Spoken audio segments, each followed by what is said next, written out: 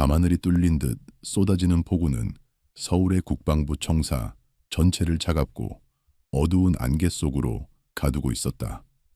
굵은 빗방울이 회색 콘크리트 바닥에 부딪히며 만들어내는 소음은 멀리서 들려오는 도시의 자동차 경적 소리조차 집어삼킬 듯 맹렬했다. 보안등에서 뿜어져 나오는 노란 불빛은 빗물로 흥건한 도로 위에 반사되어 마치 기름띠처럼 번들거렸다. 이 축축하고 냉랭한 공기 속에서 국방부 본관 건물은 국가의 1급 군사 기밀과 절대적인 권력을 움켜쥔 난공불락의 요새처럼 위압적으로 솟아있었고, 그 거대한 그림자는 주변의 모든 것을 삼켜버릴 듯했다. 박도훈 대령은 본관의 자동문이 열리자마자 얼굴로 확 덮쳐오는 습기 때문에 미간을 깊게 찌푸리며 불쾌한 기색을 감추지 않았다.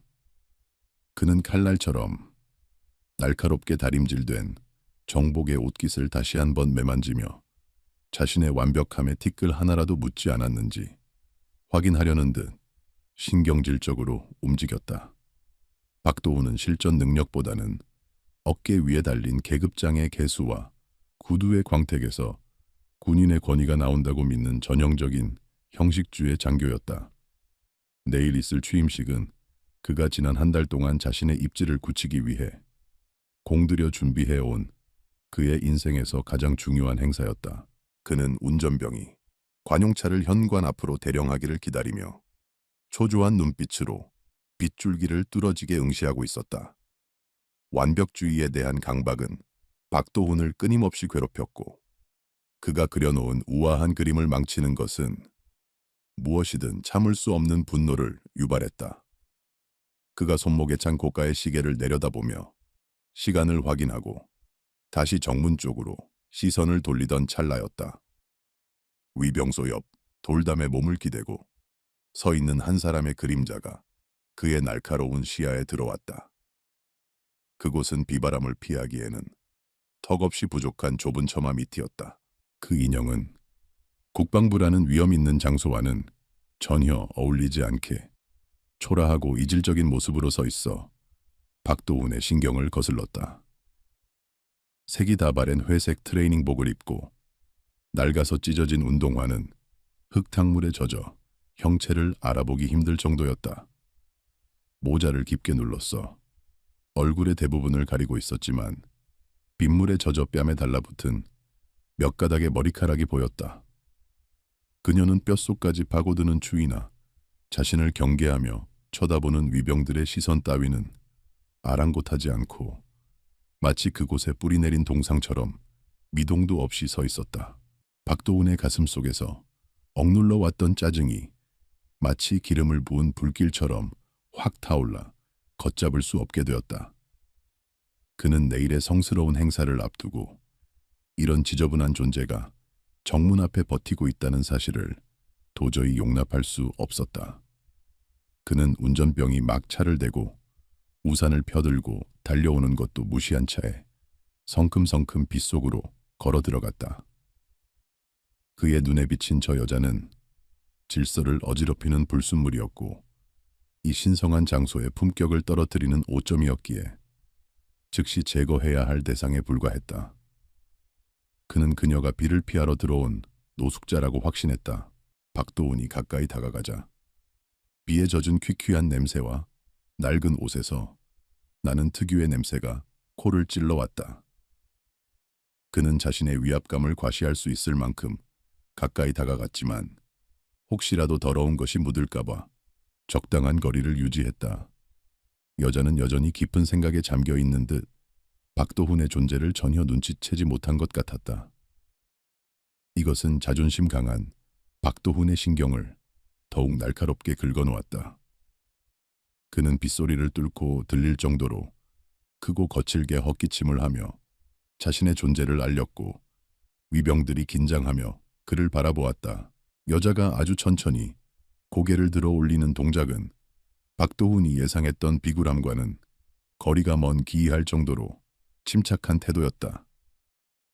젖은 모자챙 아래로 드러난 그녀의 눈동자는 심해처럼 깊고 어두웠으며 그 안에는 두려움이나 당황함이 티끌만큼도 서려 있지 않았다.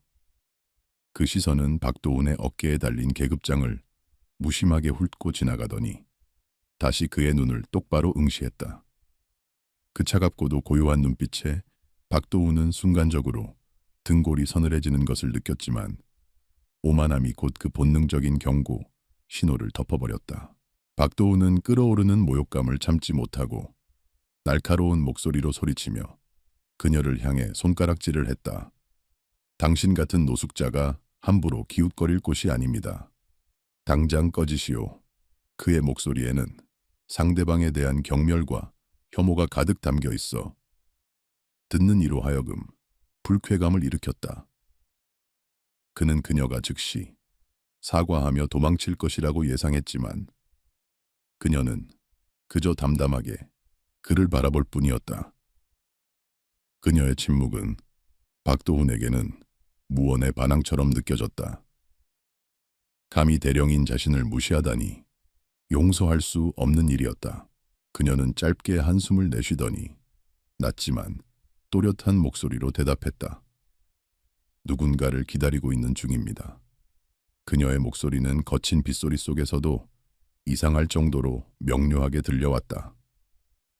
하지만 박도훈에게 그 말은 말대꾸에 지나지 않았다. 그는 그녀의 변명을 들을 생각이 전혀 없었으며 오직 자신의 눈앞에서 이 불쾌한 광경을 지워버리고 싶은 욕망뿐이었다.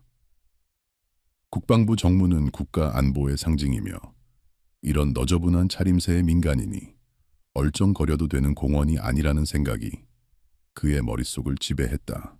그는 뒤따라온 위병들을 향해 손짓하며 더욱 거칠고 위협적인 목소리로 명령을 내렸다. 당장 이 여자를 끌어내. 내일 행사에 방해되지 않도록 눈앞에서 치워버려. 위병들은 잠시 주저하는 기색을 보였지만 대령의 서슬퍼런 분노에 눌려 우물쭈물하며 여자에게 다가갔다. 여자는 저항할 기색 없이 천천히 몸을 돌렸다. 그녀의 움직임에는 묘한 기품이 서려 있었지만 분노의 눈이 먼 박도훈에게는 그저 패배자의 뒷모습으로 보일 뿐이었다. 그는 자신이 질서를 바로잡았다는 묘한 만족감에 도취되었다. 여자는 어둠 속으로 사라지기 전 잠시 멈춰서서 고개를 돌려 박도훈을 바라보았다. 빗줄기 사이로 보일 듯 말 듯한 그녀의 입가에 스친 것은 비웃음인지 연민인지 알 수 없는 묘한 미소였다. 그녀는 아무런 말도 남기지 않고 다시 어둠 속으로 걸음을 옮겼다. 박도훈은 찜찜한 기분을 애써 떨쳐내며 젖은 어깨를 털어냈다. 그는 내일 있을 자신의 화려한 취임식만을 상상하며 다시 본관 쪽으로 발걸음을 옮겼다. 그 여자가 내일의 주인공인 강지훈이라는 사실은 꿈에도 모른 채 박도훈은 대기하고 있던 검은색 세단에 몸을 실으며 안도의 한숨을 내쉬었다. 차 안의 따뜻한 공기와 부드러운 가죽 시트에 감촉이 그제야 그를 진정시켰다. 앞좌석에 앉아있던 부관이 조심스럽게 뒤를 돌아보며 물었다. 별일 없으십니까? 대령님. 박도훈은 넥타이를 느슨하게 풀며 콧방귀를 뀌었다. 별거 아냐. 입구 관리를 어떻게 하는 건지. 노숙자가 얼쩡거리더군. 내일 중요한 분들이 오시는데 미관을 해칠까봐 내가 직접 처리했지. 그의 목소리에는 자신의 행동에 대한 한치의 의심도 없는 당당함이 묻어났다. 부관은 아첨 섞인 미소를 지으며 고개를 끄덕였다. 역시 대령님이십니다. 세세한 부분까지 신경 쓰시는 모습이 존경스럽습니다. 박도훈은 그 칭찬을 당연하다는 듯 받아들이며 창밖을 내다보았다. 빗줄기는 여전히 거세게 차창을 때리고 있었지만 그의 마음은 이미 내일의 영광으로 가득 차 있었다. 그는 자신이 군내에서 엘리트 코스만을 밟아온 선택받은 인재라고 확신했으며 내일의 취임식은 그 화려한 경력의 정점이 될 것이라고 믿어 의심치 않았다. 오늘 밤의 사소한 해프닝은 그저 지나가는 에피소드일 뿐이었다. 한편 빗속을 뚫고 걸어가던 강지우는 젖은 옷이 몸에 감기는 불편함을 느끼면서도 걸음을 멈추지 않았다. 그녀는 국방부 건물이 보이지 않는 곳까지 와서야 잠시 멈춰 섰다. 주머니 속에서 작고 낡은 펜던트를 꺼내 빗물에 씻긴 표면을 엄지로 부드럽게 문질렀다. 그녀의 눈빛은 아까 박도훈을 쳐다볼 때의 차가움과는 달리 깊은 슬픔과 그리움으로 물들었다. 오늘 그녀가 그곳에 갔던 이유는 단순히 비를 피하기 위함이 아니었다. 그곳은 그녀의 전우가 마지막으로 숨을 거둔 장소와 가까운 곳이었다. 강지우는 박도훈이라는 남자의 얼굴과 그가 뱉었던 모욕적인 언사들을 머릿속에서 되새겼다. 그녀에게 그런 모욕은 낯선 것이 아니었다. 젊은 여성, 그리고 특수부대라는 거친 환경 속에서 그녀는 수없이 많은 편견과 싸워와야 했다. 하지만 내일은 다를 것이다. 그녀는 주먹을 꽉 쥐었다. 자신의 정체를 알게 되었을 때 그 오만했던 표정이 어떻게 일그러질지 생각하니 묘한 흥분감이 일었다. 그녀는 복수를 원한 것이 아니었다. 단지 그들이 잊고 있던 군인의 본분을 뼈저리게 일깨워주고 싶을 뿐이었다. 그녀는 어둠 속에서 택시를 잡아타 탔다. 기사는 그녀의 행사액을 보고 잠시 멈칫했지만 이내 목적지를 묻고 차를 출발시켰다. 강지우는 차창 밖으로 흘러가는 서울의 야경을 바라보며 내일 있을 취임식 연설문을 머릿속으로 정리했다. 원래 준비했던 딱딱하고 형식적인 원고는 이제 쓸모가 없어졌다. 오늘 밤 겪은 이 짧지만 강렬한 조우가 그녀에게 새로운 영감을 주었다. 그녀는 내일 그 단상 위에서 가장 솔직하고 날카로운 진실을 이야기할 것이다. 그녀가 도착한 곳은 시내의 허름한 모텔 앞이었다. 화려한 장군 관사가 아닌 이런 곳이 그녀에게는 더 익숙하고 편안했다. 방에 들어선 그녀는 젖은 옷을 벗어두고 뜨거운 물이 나오는 샤워기 아래 섰다. 뜨거운 물줄기가 얼어붙은 몸을 녹이자 긴장이 풀리며 피로가 몰려왔다. 거울 속에 비친 그녀의 몸은 수많은 흉터로 뒤덮여 있었다. 그 하나하나가 그녀가 겪어온 지옥 같은 훈련과 작전의 증명이었다. 박도훈 같은 자들이 결코 이해할 수 없는 훈장이었다. 샤워를 마치고 나온 강지우는 침대에 걸터앉아 낡은 배낭에서 내일 입을 정복을 꺼냈다. 비닐 커버에 쌓여 구김 하나 없이 보관된 정복. 그리고 그 옆에 놓인 빛나는 별 3개가 박힌 견장. 그녀는 손끝으로 차가운 금속성의 별을 만져보았다. 이것은 권력이 아니라 책임의 무게였다. 내일 그녀는 이 별을 달고 그 오만한 대령 앞에 설 것이다. 그리고 그가 경멸했던 노숙자가 사실은 그가 그토록 숭배하는 계급의 정점에 있는 사람임을 보여줄 것이다. 밤이 깊어갈수록 빗줄기는 더욱 거세졌다. 마치 내일 닥쳐올 폭풍을 예고하듯 천둥 소리가 멀리서 울려 퍼졌다. 강지우는 불을 끄고 침대에 누웠지만 잠은 쉽게 오지 않았다. 그녀의 머릿속에는 내일 마주할 수많은 얼굴들이 스쳐 지나갔다. 기대에 찬 눈빛들, 의심 가득한 시선들, 그리고 박도훈의 경악할 얼굴. 그녀는 어둠 속에서 조용히 눈을 감으며 자신의 호흡을 가다듬었다. 전장에 나가기 전처럼 차분하고 냉철하게. 내일은 또 다른 전장이 될 것이다. 새벽이 밝아오자 비는 거짓말처럼 그쳤다. 맑게 갠 하늘은 어젯밤에 음산했던 분위기를 씻어내고 눈부신 햇살을 쏟아냈다. 국방부 대강당은 이른 아침부터 분주했다. 수많은 취재진과 군 고위 관계자들이 몰려들어 북새통을 이루었다. 그 중심에는 말끔한 정복 차림의 박도훈이 있었다. 그는 어젯밤의 일은 까맣게 잊은 차에 여유로운 미소를 지으며 사람들과 악수를 하고 있었다. 그는 자신의 인생에서 가장 빛나는 순간이 다가오고 있다고 믿었다. 하지만 그는 몰랐다. 그 빛이 사실은 자신을 태워버릴 화염의 시작이라는 것을. 서울의 아침 햇살이 낡은 모텔 방에 커튼 틈새로 비집고 들어와 강지윤의 감겨있던 눈꺼풀 위로 내려앉았다. 그녀는 알람이 울리기도 전에 정확히 기상시간에 맞춰 눈을 떴고 익숙한 동작으로 침대에서 일어났다. 수십 년간 군 생활을 하며 몸에 밴 생체 리듬은 어떤 환경에서도 그녀를 나태하게 두지 않았다. 그녀는 침대 옆에 놓인 생수를 한 모금 마시며 거울 앞에 섰다.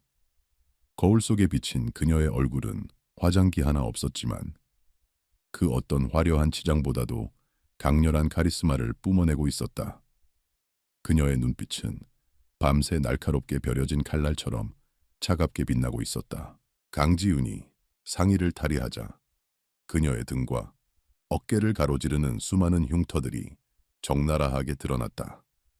그것들은 마치 고대 문자처럼 그녀의 몸에 새겨진 전쟁의 기록이자 살아남은 자만이 가질 수 있는 슬프고도 영광스러운 훈장이었다. 오른쪽 어깨에 남은 총상 자국은 소말리아 해역에서의 대테러 작전 때 생긴 것이었고, 허리를 가로지르는 긴 칼 자국은 북한 접경 지역에서의 비공식 침투 작전 중에 얻은 것이었다. 박도훈 같은 책상 물림 장교들은 상상조차 할 수 없는 생사의 갈림길에서 그녀는 매번 기적처럼 살아 돌아왔다. 그녀가 UDT 역사상 최초의 여성 대원이자 최연소 팀장으로 발탁되었을 때 주변의 시선은 호기심보다는 조롱과 의구심에 가까웠다. 여자가 어떻게 지옥줄을 버티겠느냐는 비아냥거림은 그녀가 훈련소에 입소한 첫날부터 쏟아졌다. 하지만 강지윤은 그 모든 편견을 압도적인 실력으로 잠재웠다. 그녀는 남자 대원들도 혀를 내두르는 강도 높은 훈련을 묵묵히 소화해냈으며 사격, 격투, 잠수, 전술 등 모든 평가 항목에서 늘 상위 1%를 유지했다. 그녀에게 한계란 뛰어넘으라고 존재하는 선일 뿐이었다. 전설적인 코드명 유령은 그녀가 수행했던 가장 위험한 단독 침투 작전에서 유래되었다.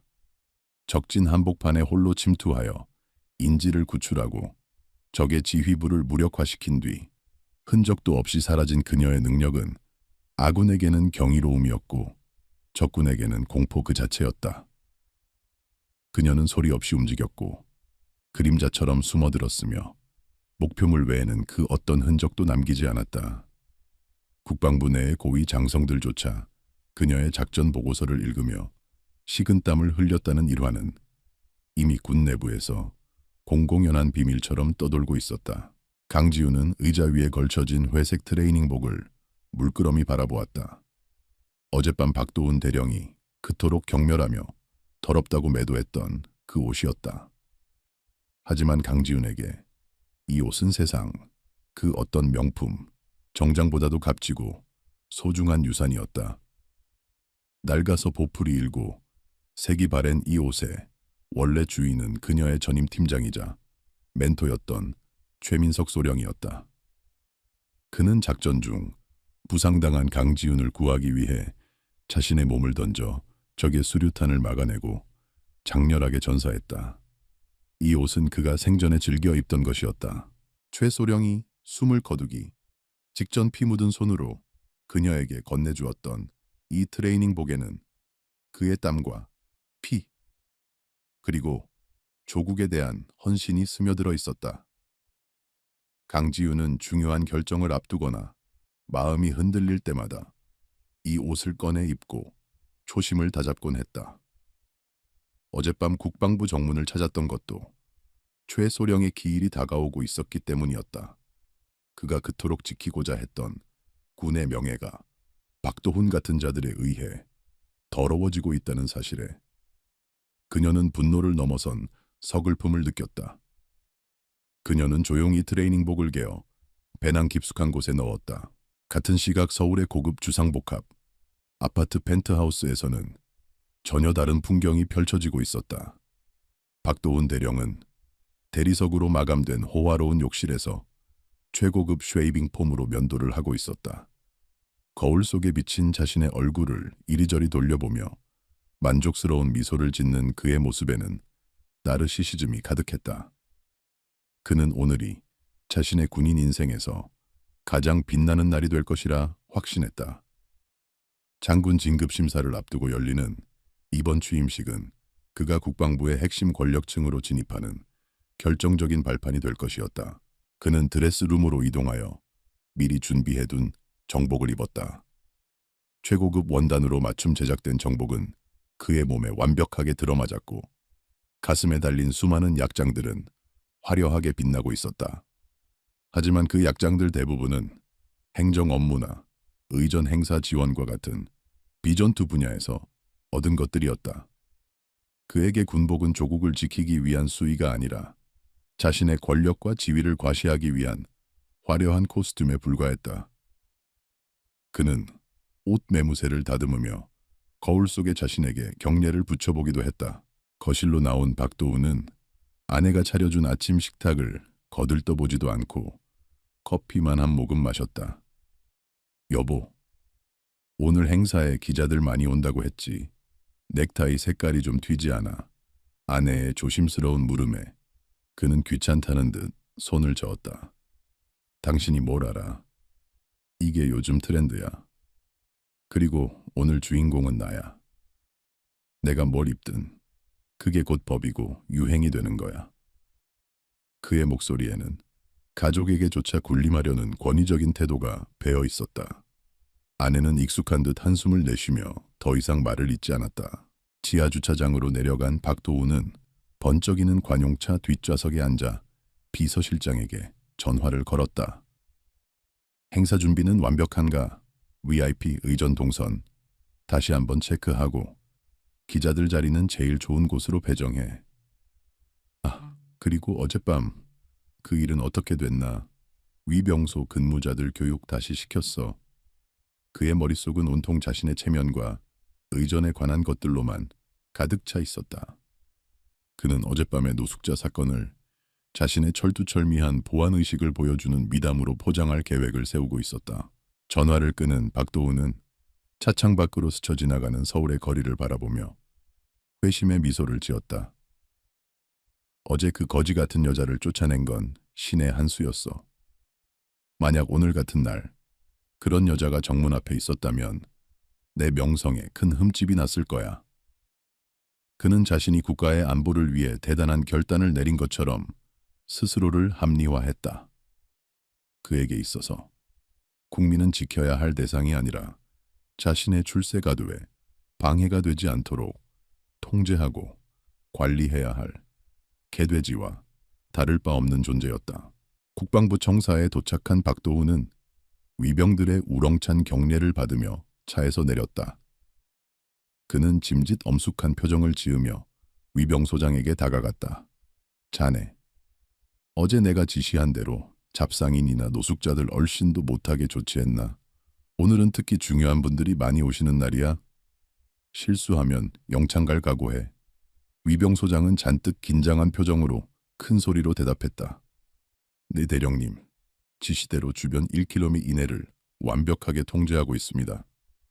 박도우는 만족스러운 듯 고개를 끄덕이며 어깨를 으쓱거렸다. 행사장인 대강당 로비는 이미 수많은 화환과 축하 인파로 발 디딜 틈이 없었다. 박도우는 물 만난 고기처럼 사람들 사이를 누비며 악수를 하고 명함을 돌렸다. 하하, 김 장군님 오셨습니까? 먼 길 오시느라 고생하셨습니다. 이번에 제 취임식에 와주셔서 정말 영광입니다. 그는 상대의 계급과 지위에 따라 허리를 굽히는 각도를 달리하며 능수능란하게 처세술을 발휘했다. 그의 주변에는 그에게 줄을 대려는 영관급 장교들이 득실거렸고 그는 그 중심에서 왕이 된 듯한 기분을 만끽했다. 그는 동기인 초의 대령을 발견하고 짐짓 심각한 표정으로 귓속말을 건넸다.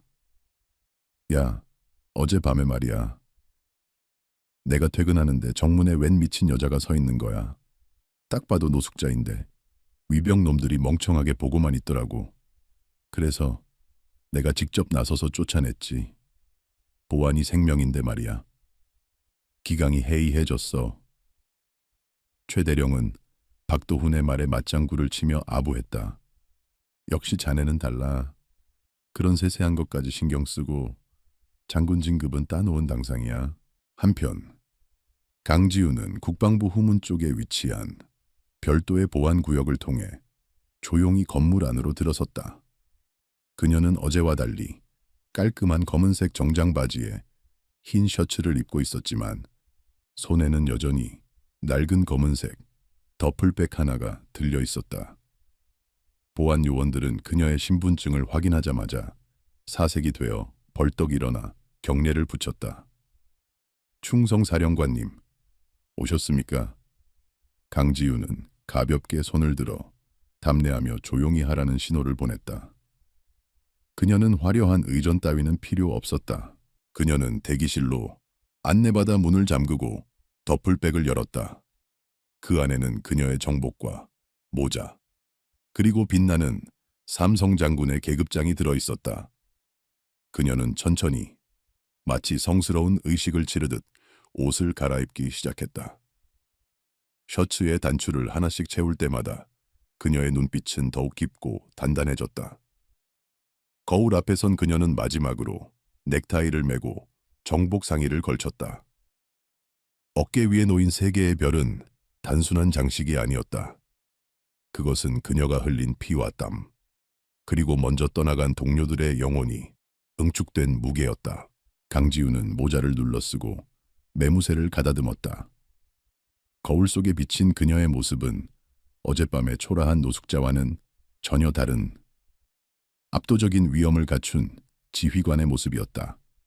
하지만 그 내면에는 여전히 낡은 트레이닝복을 입고 빗속에 서 있던 그 여자의 영혼이 살아 숨쉬고 있었다. 그녀는 문을 열고 나가기 전 잠시 눈을 감고 최소령의 목소리를 떠올렸다. 지윤아, 군인은 겉모습으로 말하는 게 아니야. 행동으로 증명하는 거지. 그녀가 눈을 떴을 때 그곳에는 망설임 없는 결의만이 남아 있었다. 행사 시작 10분 전 장내 아나운서의 안내방송이 울려 퍼졌다. 내외 귀빈 여러분, 잠시 후 UDT 특수임무단 신임 사령관 취임식이 거행될 예정입니다. 자리에 착석해 주시기 바랍니다.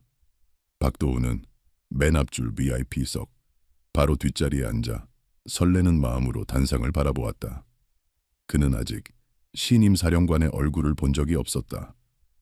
소문으로는 현장 출신의 독종이라던데 과연 어떤 인물일지 궁금했다. 물론 그 누구라도 자신보다는 못할 것이라는 오만한 생각은 변함이 없었다. 갑자기 행사장 입구 쪽이 술렁거리기 시작했다.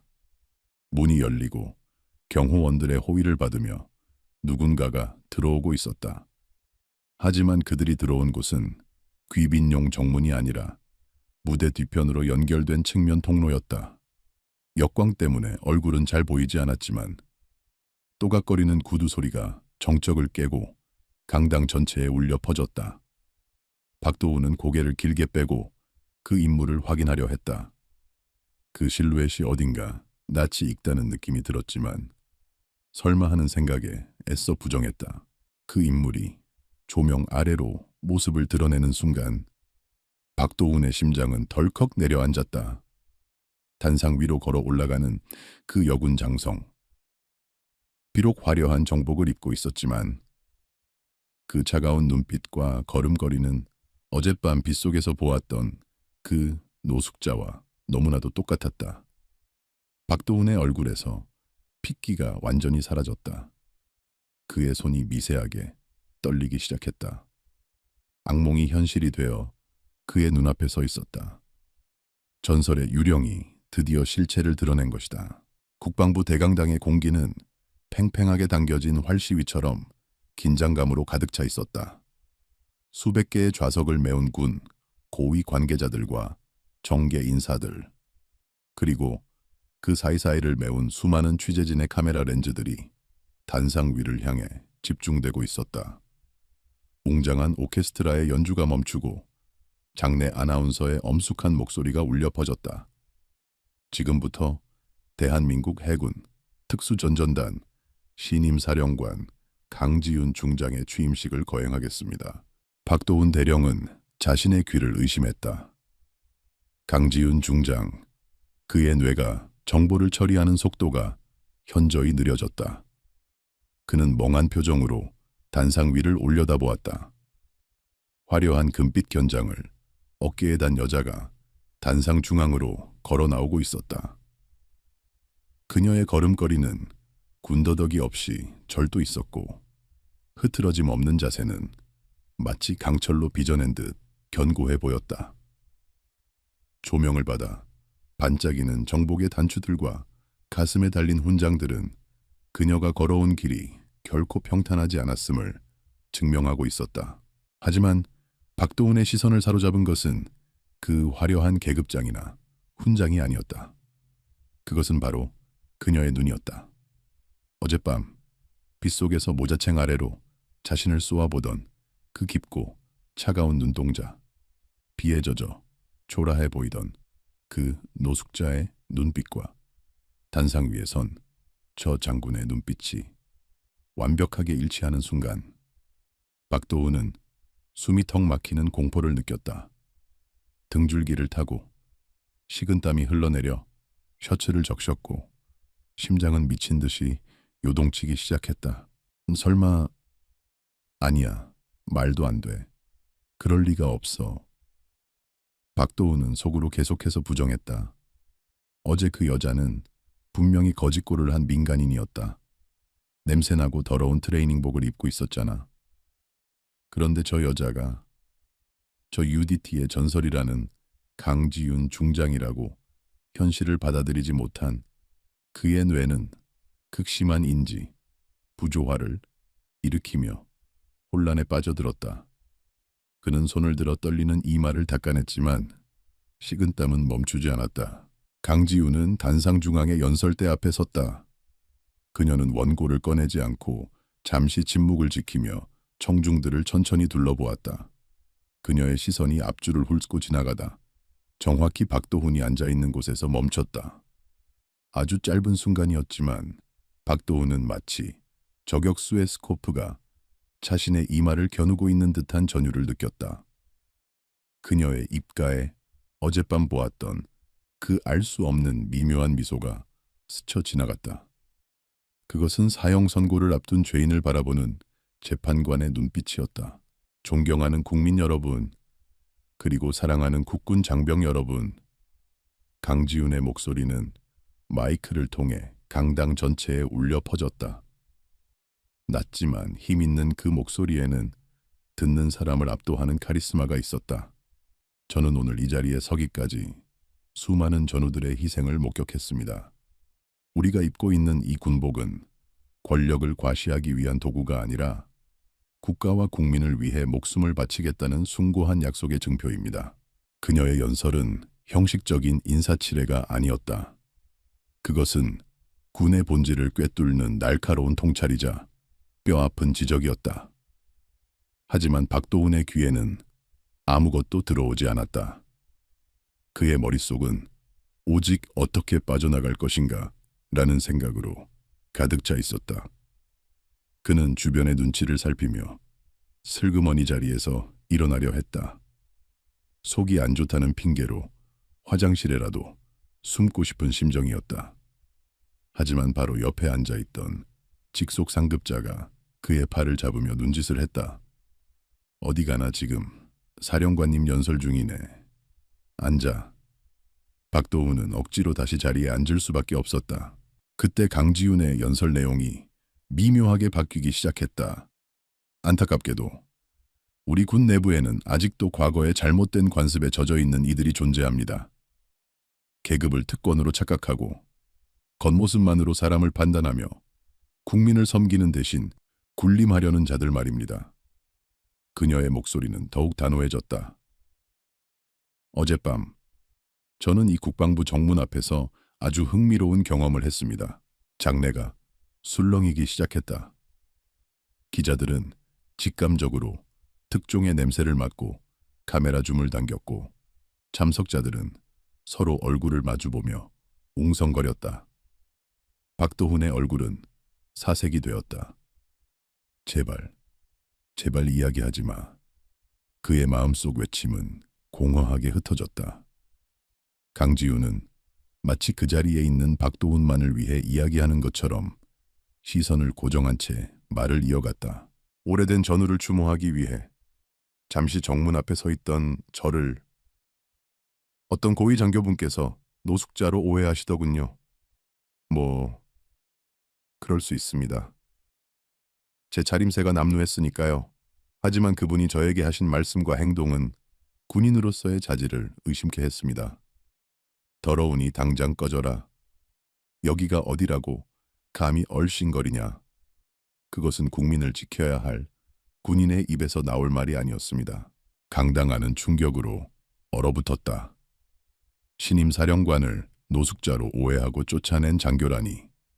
그것도 모욕적인 언사를 퍼부으며 이것은 단순한 해프닝을 넘어선 군 기강 회의의 심각한 문제였다. 곳곳에서 비난의 목소리가 터져나왔고 기자들은 노트북 자판을 두드리느라 바빴다. 박도훈은 쥐구멍이라도 있으면 숨고 싶은 심정이었다. 그의 심장은 터질 듯이 뛰었고 숨을 쉬기조차 힘들었다. 모든 사람들이 자신을 쳐다보는 것만 같았다. 강지우는 잠시 말을 멈추고 물 한 모금을 마셨다. 그 침묵의 시간은 박도훈에게 영원처럼 느껴졌다. 그녀는 다시 마이크 앞에 섰다. 저는 오늘 이 자리에서 그 장교분의 이름을 거론하지는 않겠습니다. 하지만 그분은 지금 이 자리에 앉아 계십니다. 그리고 스스로 잘 알고 계실 겁니다. 군복의 무게가, 그 위에 달린 별의 무게가 얼마나 무거운지, 그리고 진정한 군인의 명예는 옷차림이 아니라 그 사람의 품격과 행동에서 나온다는 것을 말입니다. 박도훈은 고개를 들 수가 없었다. 그의 등은 식은땀으로 축축하게 젖었고 손은 덜덜 떨리고 있었다. 옆자리의 상급자가 이상하다는 듯 그를 쳐다보았다. 박대령, 자네 어디 아픈가? 얼굴이 백지장일세. 박도훈은 겨우 고개를 저으며 대답했다. 아, 아닙니다. 잠시 현기증이 나서 그의 목소리는 모기 소리처럼 기어들어갔다. 취임식이 끝나고 리셉션장으로 이동하는 시간. 박도훈은 도망치듯 빠져나가려 했다. 하지만 운명은 그를 놓아주지 않았다. 박도훈 대령님, 잠시 뵙죠? 뒤에서 들려온 차갑고도 익숙한 목소리에 그는 얼어붙은 듯 멈춰섰다. 천천히 뒤를 돌아보자 강지훈 중장이 보좌관들을 대동하고 그를 향해 걸어오고 있었다. 그녀의 곁에는 국방부 장관과 합참의장도 함께였다. 박도훈은 반사적으로 차렷 자세를 취하며 경례를 붙였다. 충성 대령, 박도훈. 그의 목소리는 떨리고 있었다. 강지훈은 천천히 그의 경례를 받으며 그에게 다가갔다. 가까이서 본 그녀의 위압감은 상상 이상이었다. 그녀는 박도훈의 명찰을 뚫어지게 바라보았다. 박도훈 대령, 어젯밤에는 빗속이라 경황이 없어 인사를 제대로 못 드렸군요. 주변의 시선이 두 사람에게 집중되었다. 국방부 장관이 흥미롭다는 듯 물었다. 강 장군, 아는 사이인가? 강지우는 옅은 미소를 지으며 대답했다. 네. 장관님, 아주 인상 깊은 첫 만남을 가졌었죠. 박 대령님께서 저에게 군인의 자세에 대해 아주 열정적으로 가르쳐 주셨거든요. 물론 그 방식이 좀 독특했지만요. 박도훈의 얼굴은 붉어지다 못해 터질 것만 같았다. 그는 변명이라도 하고 싶었지만 입이 떨어지지 않았다. 국방부 장관 앞에서, 그리고 수많은 상관들 앞에서 자신의 치부가 드러나는 순간이었다. 강지우는 박도훈에게 한 걸음 더 다가가 나지막이 속삭였다. 오직 그만이 들을 수 있는 목소리로. 기대하세요, 대령님. 당신이 어제 보여준 그 철저한 보안 의식에 대해 제가 어떻게 보답할지. 강지훈이 돌아설 때 그녀의 어깨가 살짝 박도훈의 어깨를 스쳤다. 그 가벼운 접촉이 박도훈에게는 거대한 바위가 짓누르는 듯한 압박감으로 다가왔다. 그는 다리가 풀려 주저앉을 뻔한 것을 간신히 버티고 섰다.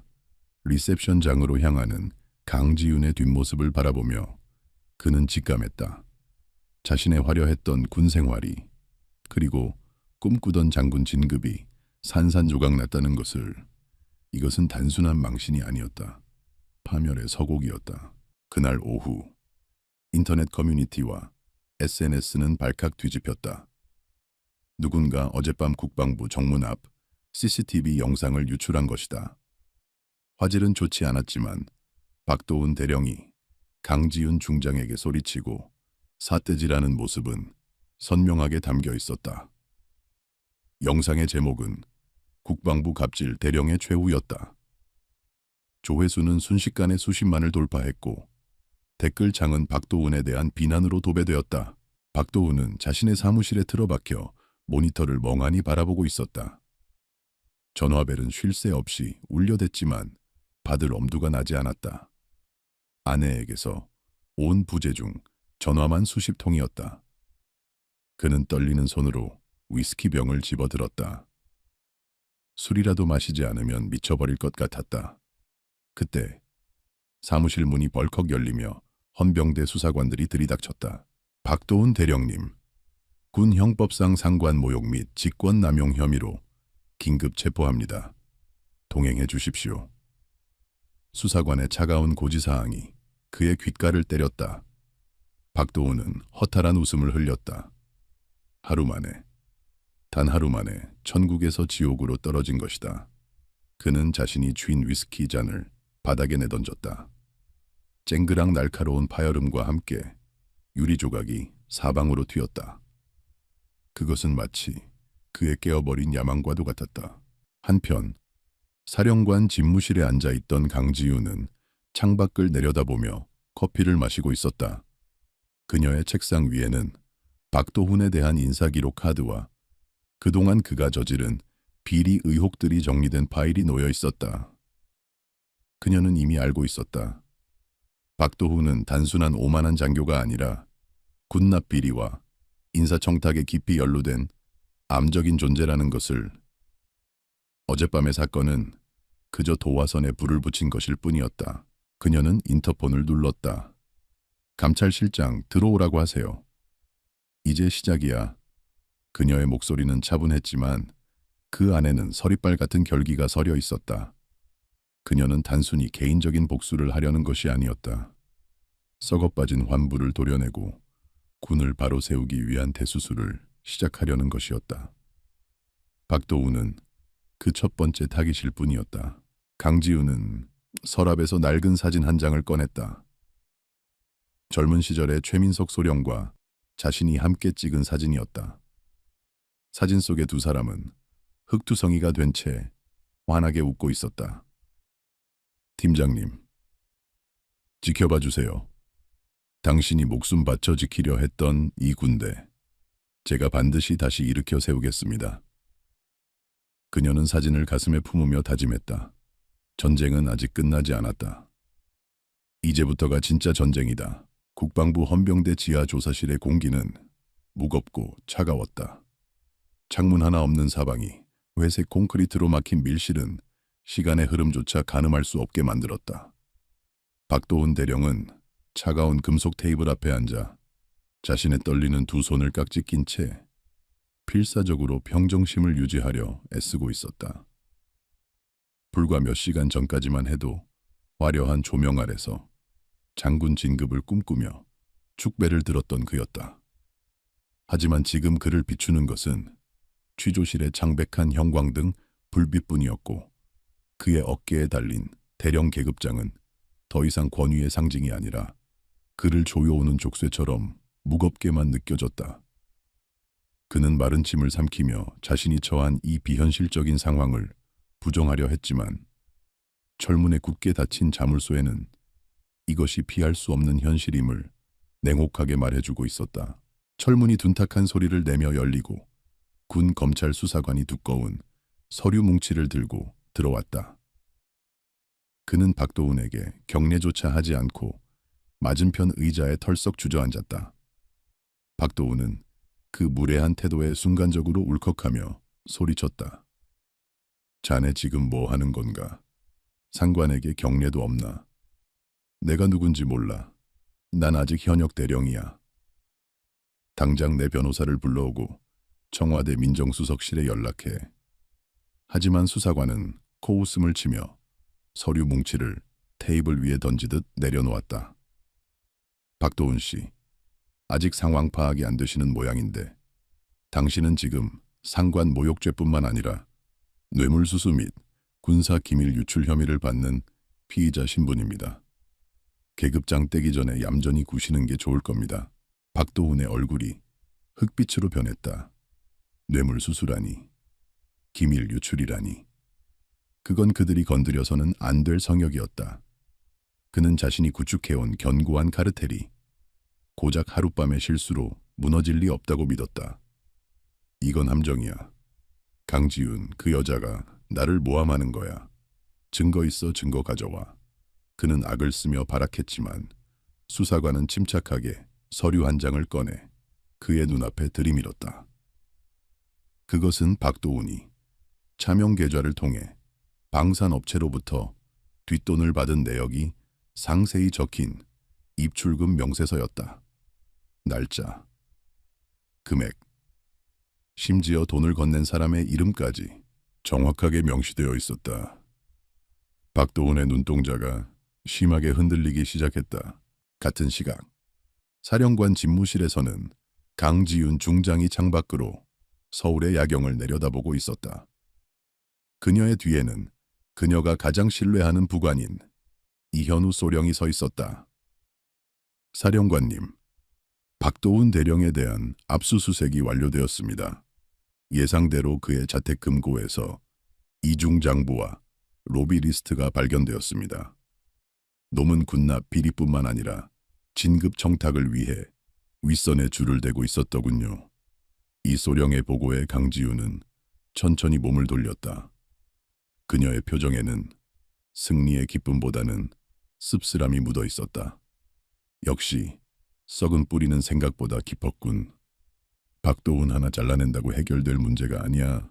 강지윤은 책상 위에 놓인 태블릿 PC를 켰다. 뉴스 채널에서는 하루 종일 박도훈 대령의 갑질 사건과 강지윤 사령관의 정체가 밝혀진 드라마 같은 반전에 대해 떠들썩하게 보도하고 있었다. 여론은 뜨거웠다. 국민들은 오만한 권력자에게 통쾌한 한 방을 날린 강지윤에게 열광했고, 부패한 군인의 민낯이 드러난 박도훈에게는 비난을 퍼부었다. 소셜미디어에서는 노숙자 장군이라는 해시태그가 유행처럼 번지고 있었고, 그녀의 검소한 성품과 과거의 영웅적인 일화들이 재조명되며 신드롬을 일으키고 있었다. 하지만 강지윤에게 이런 인기는 중요하지 않았다. 그녀의 목표는 박도훈의 입을 열어 그 뒤에 숨어있는 거대한 배후를 밝혀내는 것이었다. 취조실 안, 박도훈은 마지막 희망을 걸고 있었다. 그는 수사관에게 사정하여 딱 한 통의 전화를 허락받았다. 그가 떨리는 손으로 번호를 누른 상대는 국방부 내 실세이자 자신의 든든한 뒷배였던 최 중장이었다. 신호가 몇 번 가고 나서 굵직한 목소리가 들려왔다. 여보세요. 박도훈은 반가움에 눈물을 글썽이며 매달렸다. 장군님. 접니다. 박도훈입니다. 저 좀 살려주십시오. 억울합니다. 강지윤 그 여자가 저를 죽이려고 작정했습니다. 장군님께서 힘 좀 써주십시오. 제가 장군님을 위해 얼마나 헌신했는지 아시지 않습니까?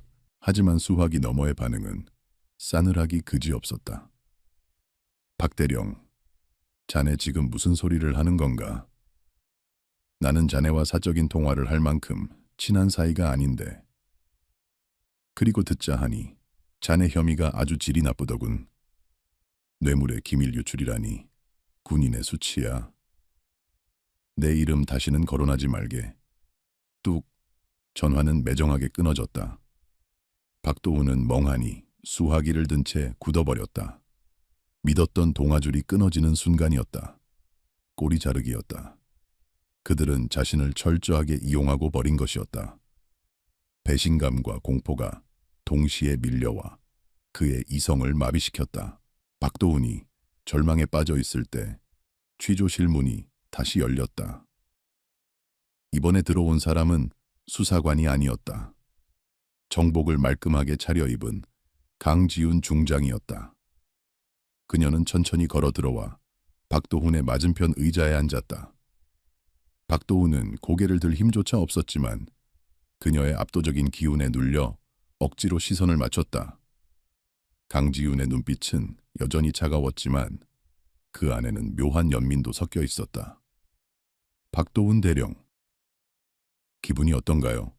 당신이 그토록 무시했던 노숙자에게 신문을 받는 기분이. 그녀의 목소리는 나직했지만 폐부를 찌르는 듯 날카로웠다. 박도훈은 헛웃음을 지으며 고개를 저었다. 당신 처음부터 다 알고 있었지. 어제 그 빗속에서 내가 누군지, 내가 어떤 놈인지 다 알고 나를 함정에 빠뜨린 거야. 그렇지. 강지윤은 옅은 미소를 지으며 고개를 끄덕였다. 함정이라. 글쎄요. 저는 그저 비를 피하고 있었을 뿐입니다. 당신이 제 발로 걸어 들어온 거죠. 당신의 그 오만함과 편견이 당신을 이 자리로 이끈 겁니다. 하지만 맞아요. 당신에 대한 조사는 이미 오래전부터 진행되고 있었습니다. 어제의 사건은 단지 반가쇠를 당겼을 뿐이죠. 강지윤은 테이블 위에 파일 하나를 던졌다. 거기에는 박도훈이 상상조차 하지 못했던 증거들이 담겨 있었다. 그가 초회 중장에게 상납했던 내역, 방산업체와의 이면 계약서, 심지어 그가 부하 여군들을 성희롱했던 녹취록까지. 박도훈은 경악을 금치 못했다. 어떻게? 이걸 어떻게? 강지윤이 몸을 앞으로 숙이며 그를 응시했다. 나는 유령입니다. 대령님. 당신이 화려한 파티를 즐길 때 나는 그림자 속에서 당신이 흘린 오물들을 줍고 있었죠. 당신은 군복을 입은 사업가였지만 나는 군복을 입은 사냥꾼이었습니다. 이제 선택하세요. 강지윤의 목소리가 단호해졌다. 이 모든 혐의를 혼자 뒤집어쓰고 평생 감옥에서 썩을 건지, 아니면 당신에게 명령을 내리고 이득을 취했던 윗선들의 이름을 불고 정상 참작을 받을 건지. 박도훈의 동공이 흔들렸다. 최 중장의 목소리가 귓가에 맴돌았다. 내 이름을 다시는 거론하지 말게. 그 배신의 기억이 그의 가슴에 불을 질렀다. 어차피 죽을 목숨이라면 혼자 죽을 수는 없었다. 그들이 나를 버렸다면 나도 의리를 지킬 필요가 없다. 그의 눈빛에 도끼가 서리기 시작했다. 박도훈은 떨리는 손으로 물잔을 집어 한 모금 마신 뒤 입을 열었다. 만약 내가 협조하면 형량을 얼마나 줄여줄 수 있습니까? 강지윤은 차갑게 대답했다. 그건 당신이 내놓는 정보의 가치에 달렸죠. 하지만 적어도 당신 가족들이 길거리에 나앉는 일은 없게 해주겠습니다. 가족이라는 말에 박도훈의 눈시울이 붉어졌다. 그 오만하고 이기적이었던 남자에게도 지키고 싶은 최소한의 선은 있었던 것이다. 그는 깊은 한숨을 내쉬며 결심을 굳힌 듯 고개를 들었다. 좋습니다. 다 풀겠습니다. 하지만 감당할 수 있겠습니까? 내가 입을 열면 국방부의 별들이 우수수 떨어질 텐데 대한민국 군대가 발칵 뒤집힐 겁니다. 박도훈의 경고에 강지윤은 전혀 동요하지 않았다. 오히려 그녀의 눈빛은 더욱 강렬하게 타올랐다. 내가 원하는 게 바로 그겁니다. 썩은 별들은 떨어져 놔야죠. 그래야 진짜 별들이 빛날 수 있으니까. 그녀는 수사관에게 눈짓을 했고 수사관은 즉시 녹음기를 켰다. 지금부터 박도훈 대령의 진술을 녹음하겠습니다. 박도훈은 천천히 그리고 아주 구체적으로 입을 열기 시작했다. 최 중장을 비롯한 군 수뇌부의 비리 카르텔, 진급 심사의 조작 과정, 무기 도입 사업의 리베이트 구조 등 그동안 은밀하게 감춰져 왔던 추악한 진실들이 그의 입을 통해 쏟아져 나왔다. 강지윤은 묵묵히 그의 진술을 들으며 수첩에 메모를 했다. 그녀가 적어 내려가는 이름 하나하나는 대한민국 군대를 뒤흔들 핵폭탄급 파괴력을 가진 것들이었다. 이것은 단순한 비리 수사가 아니었다. 군의 역사를 새로 쓰는 거대한 전쟁의 서막이었다. 새벽이 밝아올 무렵 박도훈의 긴 진술이 끝났다. 그는 모든 에너지를 쏟아낸 듯 의자에 축 늘어졌다. 하지만 역설적이게도 그의 표정은 처음 취조실에 들어왔을 때보다 훨씬 편안해 보였다. 죄책감과 공포, 그리고 배신감으로 짓눌렸던 가슴 한구석이 뚫린 듯한 기분이었다. 강지윤은 자리에서 일어나며 그에게 말했다. 수고했습니다. 당신의 이 선택이 당신의 군 생활 중 가장 명예로운 행동으로 기억될 겁니다. 그녀의 말은 비꼬는 것이 아닌 진심이 담긴 위로였다. 강지윤이 취조실을 나서자 복되는 이현우 소령과 특수수사팀원들이 대기하고 있었다. 그들의 눈은 밤샘 근무로 충혈되어 있었지만 사기는 그 어느 때보다 높았다. 강지윤은 그들을 둘러보며 짧고 굵게 명령했다. 리스트 확보했다. 지금 즉시 전 병력을 동원해서 관련된 놈들 모조리 잡아들여. 도주 우려가 있으니 출국 금지 조치하고 증거 인멸하기 전에 들이닥쳐야 한다. 우린 지금부터 호랑이를 잡으러 간다. 이 소령기 힘차게 경례를 붙였다. 충성작전 개시하겠습니다. 수사팀원들이 일사불란하게 움직이기 시작했다. 강지윤은 복도 창문을 통해 떠오르는 태양을 바라보았다. 붉게 타오르는 아침 해는 마치 곧 들이닥칠 비바람을 예고하는 듯했다. 하지만 그녀는 두렵지 않았다. 그녀의 어깨에는 조국과 국민이 부여한 무거운 책임감이, 그리고 가슴에는 정의를 향한 뜨거운 열망이 자리 잡고 있었다. 그녀는 옷깃을 여미며 폭풍의 중심을 향해 걸음을 옮겼다. 이제 진짜 사냥이 시작되었다. 대한민국 전체가 강지윤 중장과 박도훈 대령의 사건으로 인해 거대한 소용돌이 속으로 빨려 들어갔다. 인터넷 커뮤니티와 소셜미디어는 이 드라마보다 더 극적인 현실에 열광하며 실시간으로 반응을 쏟아냈다. 국방부 정문 CCTV 영상은 조회수가 기하급수적으로 늘어났고 박도훈이 강지윤에게 삿대질을 하며 폭언을 퍼붓는 장면은 수많은 패러디물로 재생산되어 퍼져나갔다. 대중은 겉모습만 보고 사람을 판단한 오만한 권력자의 몰락에 통쾌함을 느끼면서도 그 이면에 숨겨진 군 내부의 권위주의적 문화에 대해 깊은 우려와 분노를 표출했다. 방송국들은 정규 방송을 중단하고 긴급 뉴스를 편성하여 이 사건을 집중적으로 다루기 시작했다. 군사 전문가들과 사회평론가들이 패널로 출연하여 이번 사건이 갖는 상징적인 의미를 분석하느라 열을 올렸다. 그들은 강지윤 중장이 보여준 침착함과 박도훈 대령의 경거망동을 비교하며 리더십의 본질에 대해 토론했다. 화면 속의 강지윤은 낡은 트레이닝복 차림이었지만 그 어떤 장군보다 위엄이 넘쳤고, 화려한 정복을 입은 박도훈은 그저 껍데기만 남은 허수아비처럼 초라해 보였다.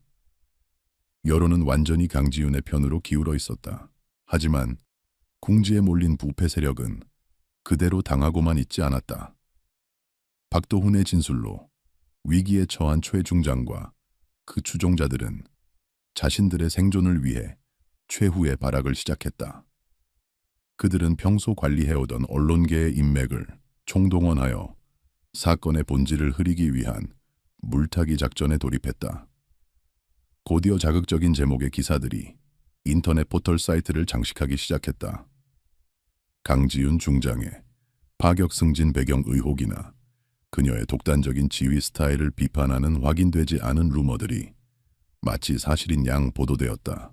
그들이 노린 것은 강지윤의 가장 큰 약점이자 강점인 그녀의 성별과 나이였다. 일부 보수 언론들은 그녀가 여성이라는 점을 부각하며 감정적인 대응으로 유능한 장교인 박도훈을 매장시키려 한다고 주장했다. 심지어 박도훈이 노숙자로 오해할 수밖에 없었던 상황을 그녀가 의도적으로 연출하여 함정에 빠뜨렸다는 음모론까지 제기되었다. 이러한 흑색 선전은 진실을 모르는 일부 대중을 혼란스럽게 만들었고 인터넷 댓글창은 지지자와 비판자들 사이에 격렬한 전쟁터로 변해갔다. 사령관 집무실의 분위기는 무겁게 가라앉아 있었다. 참모들은 쏟아지는 악성 기사들과 비난 댓글들을 보며 분통을 터뜨렸다. 이현우 소령은 주먹을 꽉 쥐며 강지윤에게 보고했다. 사령관님, 더 이상 두고 볼 수 없습니다. 이것은 명백한 명예훼손이며 군의 기강을 흔드는 행위입니다. 당장 정정보도를 요청하고 법적 대응을 해야 합니다. 하지만 강지윤은 창밖을 응시하며 차분하게 고개를 저었다. 아니, 아직은 때가 아니야. 저들이 가진 패를 다 내보일 때까지 기다려야 해. 강지윤은 이 모든 상황을 예상하고 있었다. 썩은 살을 도려낼 때는 고통이 따르고 피가 튀기 마련이다. 저들이 이렇게 격렬하게 저항한다는 것은 그만큼 그들의 치부가 깊고 두렵다는 방증이었다. 그녀는 박도훈이 진술한 내용을 바탕으로 더욱 완벽한 증거를 수집하라고 지시했다. 그녀가 원하는 것은 단순한 여론전의 승리가 아니라 부패의 뿌리를 완전히 뽑아내는 것이었다. 그녀는 폭풍우가 몰아치는 바다 한가운데서 키를 잡은 선장처럼 흔들림 없이 중심을 잡고 있었다. 그날 오후 늦게 국방부 브리핑룸에서 강지윤 중장의 긴급 기자회견이 열렸다. 수많은 카메라 플래시가 터지는 가운데 그녀는 단상 위에 섰다. 그녀의 표정은 결연했고 눈빛은 흔들림이 없었다. 그녀는 준비된 원고를 읽는 대신 정면을 응시하며 또렷한 목소리로 입을 열었다. 저는 오늘 저 개인에 대한 오해를 풀기 위해 이 자리에 선 것이 아닙니다. 저는 대한민국 군의 명예를 더럽히고 국민을 기만해온 거대한 범죄 사실을 고발하기 위해 이 자리에 섰습니다. 그녀의 폭탄 발언에 장내는 순식간에 술렁거렸다. 강지윤은 스크린을 통해 박도훈 대령의 자백이 담긴 영상의 일부와 확보된 증거 자료들을 공개했다. 그 안에는 최 중장을 비롯한 고위 장성들이 방산 비리에 연루되어 막대한 뒷돈을 챙기고 그 대가로 불량 무기를 도입한 정황이 적나라하게 담겨 있었다. 또한 진급 심사 과정에서 오고 간 금품 내역과 정탁 리스트까지 공개되자 기자들은 경악을 금치 못했다. 흑색 선전으로 그녀를 공격하던 세력들은 순식간에 할 말을 잃었다. 강지윤의 목소리는 더욱 높아졌다. 저를 향한 인신 공격과 음해는 두렵지 않습니다. 하지만 국민의 혈세로 자신의 배를 불리고 장병들의 목숨을 담보로 도박을 벌인 자들은 결코 용서할 수 없습니다. 이것은 군인으로서의 양심을 건 싸움입니다. 그녀의 연설은 생중계로 전 국민에게 전달되었고 여론은 다시 한번 뒤집혔다. 그녀를 의심했던 사람들조차 그녀의 진심 어린 호소와 명백한 증거 앞에서 고개를 숙였다. 기자회견이 끝남과 동시에 대대적인 검거 작전이 시작되었다. 강지윤이 미리 대기시켜 놓았던 헌병대와 검찰 합동수사팀이 동시다발적으로 움직였다. 서울 시내 곳곳에 고급 아파트와 군부대 관사에서 사이렌 소리가 울려 퍼졌다. TV 뉴스 화면에는 뇌물수수 혐의를 받는 장군들이 줄줄이 연행되는 모습이 실시간으로 보도되었다. 그들은 카메라를 피하기 위해 옷으로 얼굴을 가렸지만 손목에 채워진 수갑은 감출 수 없었다. 대한민국 건군 이래 최대 규모의 숙청이었다. 최 중장은 자신의 집무실에서 뉴스를 보며 만견자실에 있었다. 그는 박도훈이 자신을 배신했다는 사실에 치를 떨었지만 이미 돌이킬 수 없는 상황이었다. 수사관들이 집무실 문을 부수고 들이닥쳤을 때 그는 저항할 힘조차 남아있지 않았다.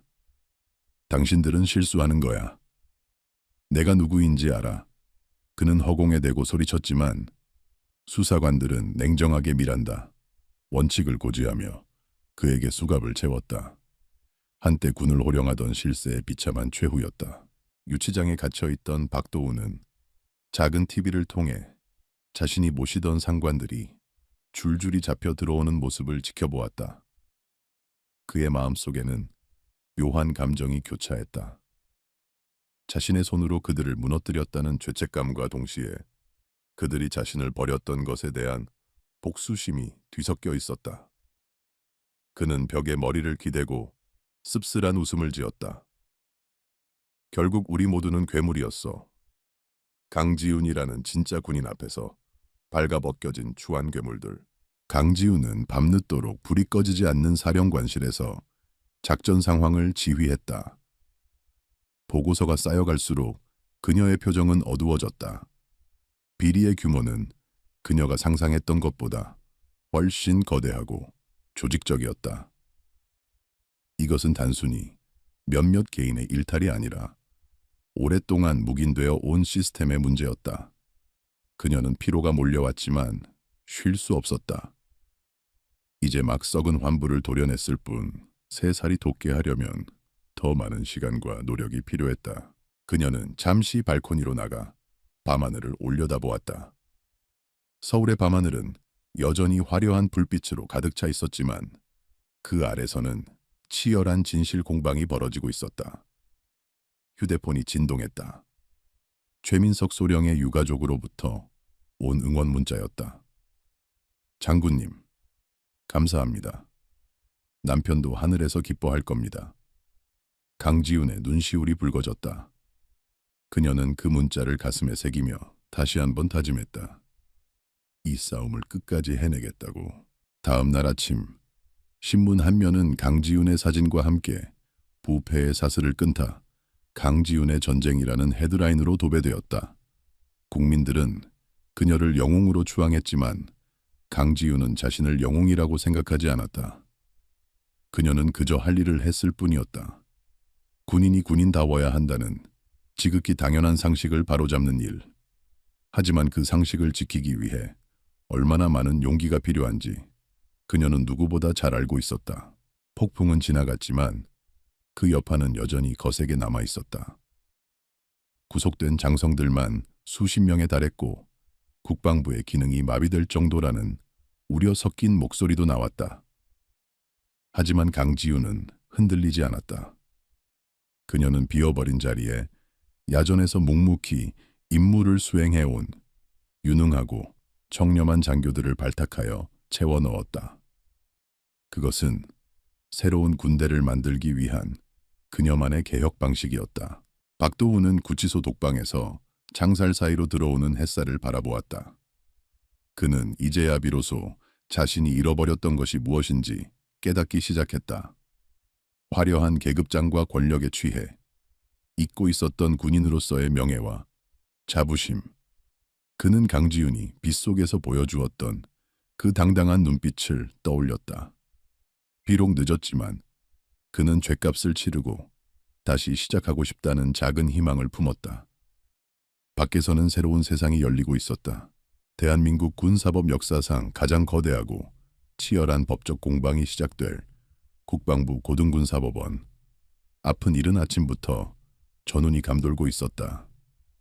수백 명의 취재진이 장사진을 치고 있었고 법원 주변에는 부패 척결을 요구하는 시민단체들의 피켓 시위가 줄을 잇고 있었다.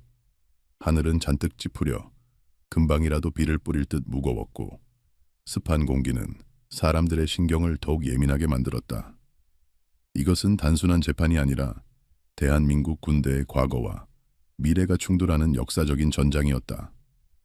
피고인석에 앉게 될 최 중장과 그 일당들은 국내 최고의 로펌들로 변호인단을 구성하여 최후의 방어선을 구축하고 있었다.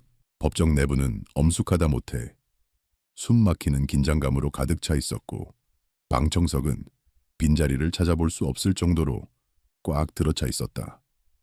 재판부의 입장이 선언되자 모두가 기립했고 판사들의 근엄한 표정은 사안의 중대함을 대변하고 있었다. 푸른 수의를 입은 초의 중장이 호송관들에게 이끌려 들어오자 장내에는 순간적인 정적이 흘렀다. 그는 수갑을 차고 있었지만 고개를 꼿꼿이 세운 채 오만한 눈빛으로 방청석을 훑어보았다. 그는 여전히 자신의 권력이 건재하다고 믿는 듯했고 이 재판을 그저 지나가는 소나기 정도로 여기는 태도였다. 검찰관의 공소, 사실 낭독이 이어지는 동안 최 중장의 변호인단은 콧방귀를 뀌며 여유를 부리고 있었다. 그들은 검찰이 제시한 증거들이 위법하게 수집되었다고 주장하며 증거 능력을 부정하려 들었다. 특히 박도훈 대령의 자백은 강압적인 수사와 회유에 의한 것이라며 신빙성을 맹렬히 공격했다. 그들은 박도훈을 자신의 안위를 위해 상관을 팔아넘긴 배신자이자 정신적으로 불안정한 인물로 몰아갔다. 법정의 분위기는 변호인단의 화려한 언변과 법리 해석으로 인해 조금씩 피고인들에게 유리한 쪽으로 흐르는 듯했다. 드디어 이번 재판의 핵심 증인인 박도훈 전 대령이 증인석에 올랐다. 그의 모습은 예전에 화려하고 자신만만했던 시절과는 딴판으로 수척하고 초췌해져 있었다. 깎지 않은 수염과 퀭한 눈동자는 그가 구치소에서 겪었을 심리적 고통을 짐작하게 했다. 그는 증인 선서를 하는 동안에도 목소리가 가늘게 떨리고 있었고 피고인석에 앉아있는 최 중장과 눈이 마주치자 흠칫하며 시선을 피했다.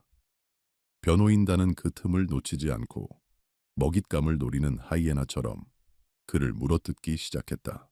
변호인은 날카로운 어조로 박도훈을 신문하며 그를 구석으로 몰아넣었다. 증인은 평소 진급에 대한 과도한 집착을 보였고 상관들에게 불만을 품고 있었다는 증언들이 있습니다. 이번 사건도 강지윤 중장과 짜고 자신의 죄를 감면받기 위해 최 중장님을 모함한 것이 아닙니까? 변호인의 질문은 교묘하게 박도훈의 인격을 살인하고 있었다. 박도훈은 억울함에 입술을 깨물었지만 노련한 변호사의 함정에 빠져 제대로 반박하지 못하고 말문이 막혀버렸다. 방청석에서는 웅성거리는 소리가 커지기 시작했다. 그때 초의 중장이 입가에 비릿한 미소를 지으며 박도훈을 노려보았다. 그 눈빛에는 무언의 압박과 경고가 담겨 있었다. 박도훈은 순간적으로 어젯밤 변호사를 통해 전달받았던 은밀한 메시지를 떠올렸다. 입 조심해라. 네 가족들이 어떻게 될지 모른다. 그 공포가 다시금 그의 목을 조여왔다. 그는 진실을 말해야 한다라는 양심과 가족을 지켜야 한다라는 본능 사이에서 격렬하게 갈등했다. 그의 이마에서 식은땀이 비 오듯 쏟아졌고 호흡은 점점 거칠어졌다. 재판장은 그에게 대답을 재촉했다. 바로 그 순간 방청석 맨 앞줄에 앉아있던 강지윤 중장이 조용히 자리에서 일어났다. 그녀의 돌발 행동에 법정 안의 모든 시선이 그녀에게로 쏠렸다. 그녀는 재판장을 향해 정중하게 목례를 한 뒤 박도훈을 향해 똑바로 시선을 고정했다. 그녀는 아무 말도 하지 않았지만 그 강렬하고 흔들림 없는 눈빛은 박도훈에게 무언의 메시지를 보내고 있었다. 두려워하지 마라. 내가 지키고 있다. 그녀의 눈빛에는 그 어떤 말보다 강력한 신뢰와 확신이 담겨 있었다. 박도훈은 강지윤의 눈을 바라보며 기이한 평온함을 느꼈다. 빗속에서 자신을 쏘아보던 그 눈, 취조실에서 자신에게 기회를 주었던 그 눈이었다. 그는 깨달았다. 강지윤은 빈말을 하는 사람이 아니다. 그녀가 가족을 지켜주겠다고 약속했다면 그것은 이미 이루어진 것이나 다름없었다. 박도훈의 떨리던 손이 멈췄다. 그는 깊게 심호흡을 하며 흐트러진 마음을 다잡았다. 이제 더 이상 비겁하게 도망치지 않겠다. 그는 고개를 들어 변호인을 똑바로 쳐다보았다. 아닙니다. 박도훈의 목소리는 처음과는 달리 단호하고 명확했다. 저는 강지훈 중장과 공모하지 않았습니다. 그리고 정신적으로 불안정하지도 않습니다. 제가 지금 하는 증언은 오로지 제 양심과 진실에 기반한 것입니다. 그는 잠시 숨을 고른 뒤 최 중장을 손가락으로 가리키며 외쳤다. 저 사람은 군인이 아닙니다.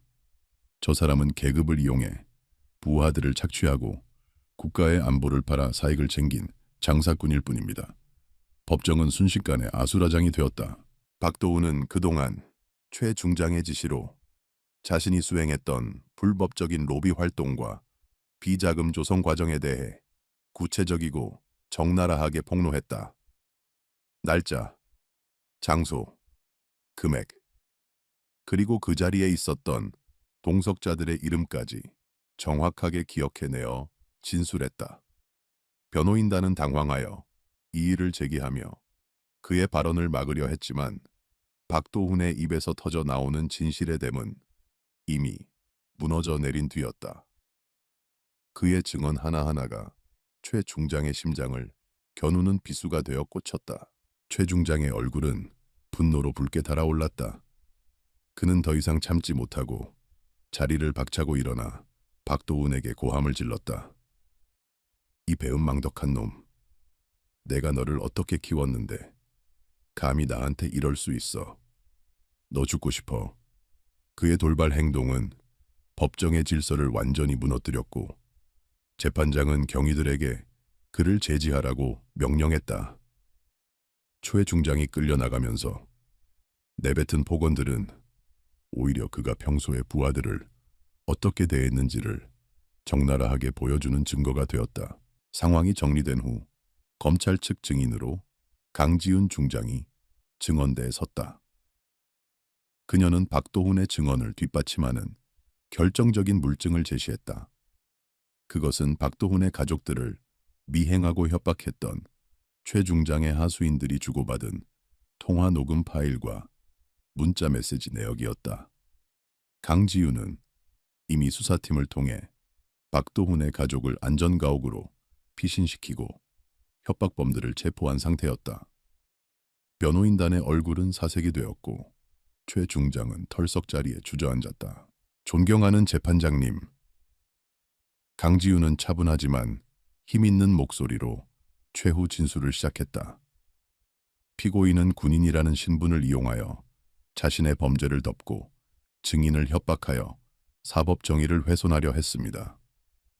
이것은 단순한 비리가 아니라 국가의 근간을 흔드는 반역 행위나 다름없습니다.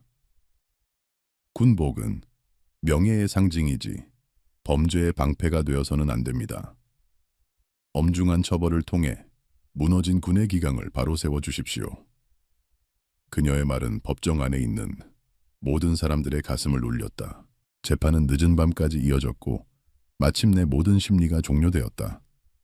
검찰은 최 중장에게 무기징역을, 가담한 장성들에게는 각각 징역 10년에서 20년의 중형을 구형했다. 선고 공판은 일주일 뒤로 잡혔지만 결과는 이미 정해진 것과 다름없었다. 최 중장과 그 일당들은 고개를 숙인 채 법정을 빠져나갔고 그들의 뒷모습은 처량하기 그지없었다. 한때 하늘을 나는 새도 떨어뜨린다던 권력의 허무한 종말이었다. 법원 밖으로 나온 강지훈을 맞이한 것은 쏟아지는 플래시 세례와 시민들의 환호성이었다. 하지만 그녀는 그 환호에 도취되지 않았다. 그녀의 시선은 호송채 실려가는 박도훈에게 머물렀다. 박도훈은 창살 너머로 강지훈을 바라보며 희미하게 고개를 숙여 인사했다. 그것은 감사의 표시이자 뒤늦은 존경의 표현이었다. 강지훈 역시 그에게 짧게 눈인사를 건넸다. 비록 죄를 지었지만 마지막 순간에 용기를 낸 그에게 보내는 군인으로서의 이유였다. 강지훈은 차에 올라타며 이현우 소령에게 물었다. 박도훈 대령 가족들은 이 소령이 대답했다. 네, 안전하게 보호 중입니다. 많이 놀라셨지만 안정을 찾고 계십니다. 박 전 대령의 형량이 확정되면 면회도 주선할 예정입니다. 강지우는 고개를 끄덕이며 창밖을 내다보았다. 비구름이 걷히고 밤하늘의 별들이 하나둘씩 모습을 드러내고 있었다. 썩은 별들이 떨어진 자리에 진짜 별들이 빛나기 시작했다. 그녀는 국방부로 돌아가는 차 안에서 긴 숨을 내쉬었다. 이제 가장 큰 산을 넘었지만 앞으로 해야 할 일들이 산더미처럼 남아 있었다. 무너진 지휘 체계를 복구하고 땅에 떨어진 군의 신뢰를 회복하는 일은 결코 쉬운 과제가 아니었다. 하지만 그녀는 두렵지 않았다. 오늘 법정에서 보았던 진실의 힘, 그리고 국민들의 지지가 그녀를 지탱해주고 있었다.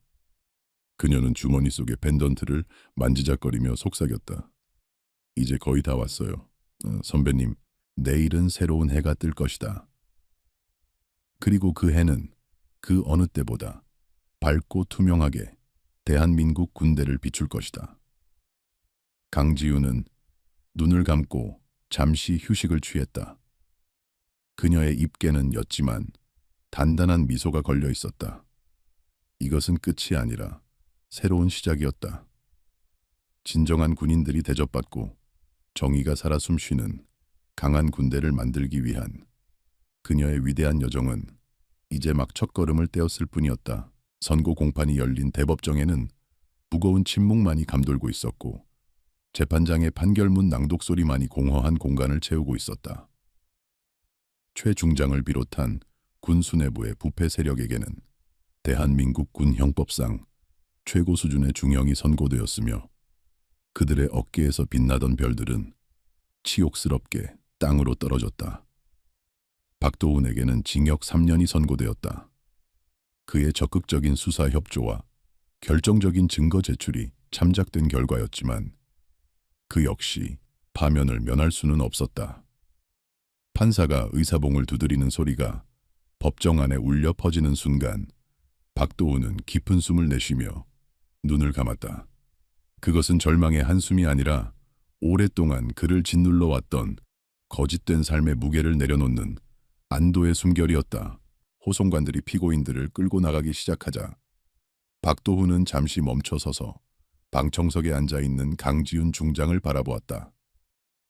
그녀는 그에게 승자의 미소를 보내는 대신 묵직하고 담담한 눈빛으로 그를 배웅하고 있었다. 박도훈은 그녀를 향해 허리를 깊이 숙여 마지막 예를 표했다. 이제 그는 더 이상 대령이 아니었고 군복을 입을 자격도 잃었지만 역설적이게도 지금 이 순간이 그의 인생에서 가장 군인다운 모습이었다.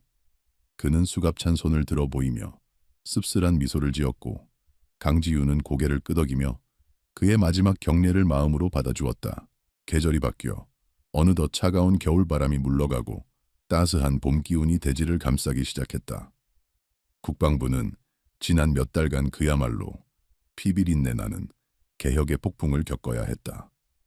썩은 살을 도려낸 자리는 쓰라렸지만 그 상처 위에는 새 살이 빠르게 돋아나고 있었다. 강지훈 사령관의 지휘 아래 군 내부의 불합리한 관행들이 하나둘씩 사라졌고 능력과 인품을 겸비한 젊은 장교들이 주요 보직에 배치되었다. 더 이상 줄탁이나 청탁은 통하지 않았으며 오직 실력과 헌신만이 진급의 기준이 되는 새로운 문화가 정착되어 가고 있었다. 강지우는 집무실에서 창밖으로 보이는 연병장을 내려다보고 있었다. 훈련병들의 힘찬 함성 소리가 유리창을 넘어 그녀의 귓가까지 생생하게 전해져 왔다. 예전 같았으면 보여주기식 제식 훈련에만 몰두했을 병사들이 이제는 실전과 다름없는 전술 훈련에 땀을 흘리고 있었다. 그녀는 책상 한켠에 놓인 액자를 바라보았다. 빗속에서 박도훈에게 모욕을 당했던 그날 입고 있었던 낡은 트레이닝복을 입고 찍은 최민석 소령의 사진이었다. 그녀는 사진 속의 그에게 마음속으로 말을 건넸다. 선배님, 보고 계시죠? 우리가 꿈꾸던 군대가 조금씩 만들어지고 있어요. 한편 남북 요도소의 운동장 구석에서 박도훈은 빗자루를 들고 낙엽을 쓸고 있었다. 그의 머리는 짧게 깎여 있었고 입고 있는 수의에는 대령 계급장 대신 파란색 수영 번호가 박혀 있었다. 하지만 그의 표정은 국방부 시절보다 훨씬 편안하고 밝아 보였다. 그는 권력이라는 독이 든 성배를 내려놓고 나서야 비로소 평범한 일상의 소중함을 깨닫게 되었다. 그는 땀을 닦으며 잠시 하늘을 올려다보았다. 담장 너머로 보이는 파란 하늘은 그가 잃어버렸던 자유와 양심을 상징하는 듯했다. 그때 교도관이 다가와 그에게 편지 한 통을 건넸다. 면회는 자주 오지 못하지만 편지는 꼬박꼬박 보내는 아내와 딸이 보낸 것이었다. 박도훈은 떨리는 손으로 편지를 뜯어 읽어 내려갔다. 아빠, 힘내세요.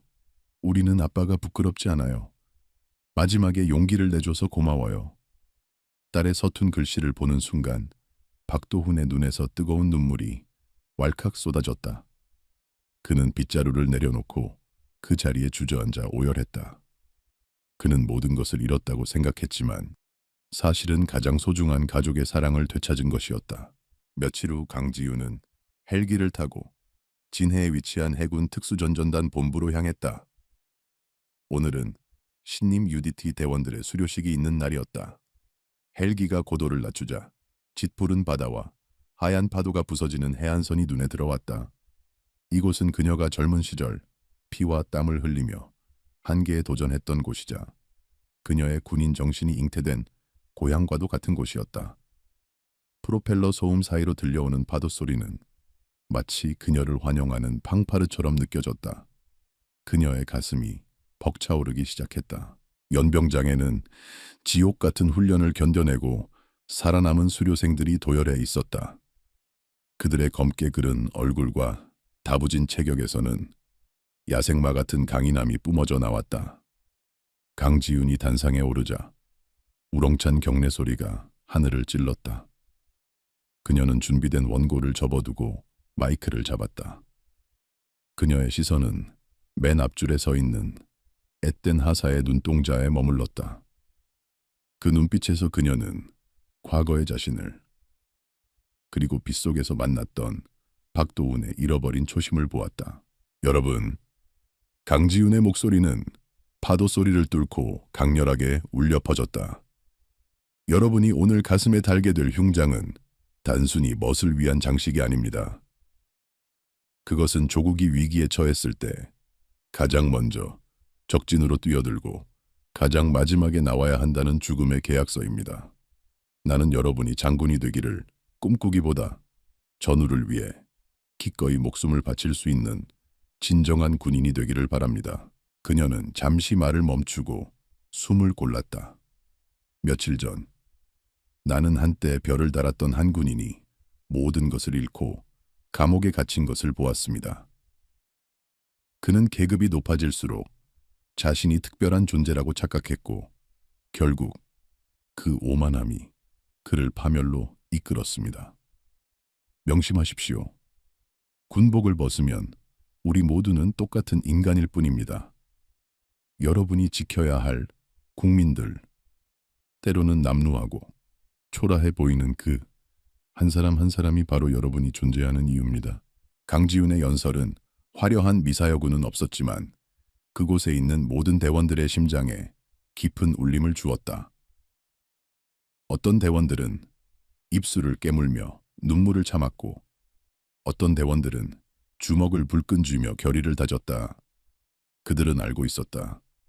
저 단상 위에 서 있는 사령관이 전설적인 영웅이어서가 아니라 그녀가 뱉는 말 한마디 한마디가 진실된 삶에서 우러나온 것임을. 강지윤은 그들의 눈빛을 하나하나 마주하며 군인으로서의 긍지를 다시 한번 확인했다. 수료식이 끝나고 강지윤은 홀로 해안가로 걸어갔다. 석양이 지기 시작한 바다는 붉은색과 보라색이 뒤섞여 황홀한 장관을 연출하고 있었다. 그녀는 모래사장에 서서 밀려오는 파도를 바라보았다. 차가운 바닷바람이 그녀의 머리카락을 헝클어뜨렸지만 그녀는 개의치 않았다. 그녀는 주머니에서 낡은 펜던트를 꺼내 바다를 향해 들어보였다. 석양빛을 받아 반짝이는 펜던트 속에는 웃고 있는 최민석 소령과 젊은 강지훈의 모습이 담겨 있었다. 이제 편히 쉬세요. 당신이 남긴 숙제는 제가 다 끝냈습니다. 강지훈은 펜던트를 가슴에 품으며 속삭였다. 그녀는 알고 있었다. 이 평화는 영원하지 않을 것이며 언젠가 또 다른 시련과 유혹이 찾아올 것임을. 하지만 두렵지 않았다. 그녀에게는 지켜야 할 신념이 있었고 그 신념을 함께 나누는 수많은 후배들이 있었기 때문이었다. 그녀는 박도훈이 갇혀있을 교도소 쪽 하늘을 잠시 바라보았다. 그가 진심으로 속죄하고 새로운 삶을 찾기를 빌어주었다. 강지훈은 뒤를 돌아 다시 부대 쪽으로 발걸음을 옮겼다. 그녀의 등 뒤로 붉은 태양이 수평선 너머로 서서히 사라지고 있었지만 그 반대편 하늘에서는 이미 새로운 별들이 하나둘씩 떠오르고 있었다. 그것은 계급장의 별이 아니라 어둠 속에서 길을 잃지 않게 비춰주는 희망의 별들이었다. 그녀의 그림자가 모래사장 위에 길게 드리워졌다. 그 그림자는 더 이상 외로운 유령의 것이 아니라 거대한 군대를 이끄는 위대한 지휘관의 것이었다. 군인의 길은 영광된 길이자 고독한 길이다. 하지만 강지훈은 그 길을 걷는 것을 주저하지 않을 것이다. 그녀가 입고 있는 군복이 낡고 해질지라도 그녀의 영혼만은 언제나 날카롭게 빛날 것이기 때문이다. 파도는 끊임없이 밀려왔다 밀려갔지만 바위처럼 단단한 그녀의 신념은 그 자리에 영원히 서 있을 것이다. 대한민국을 지키는 가장 강하고 아름다운 방패가 되어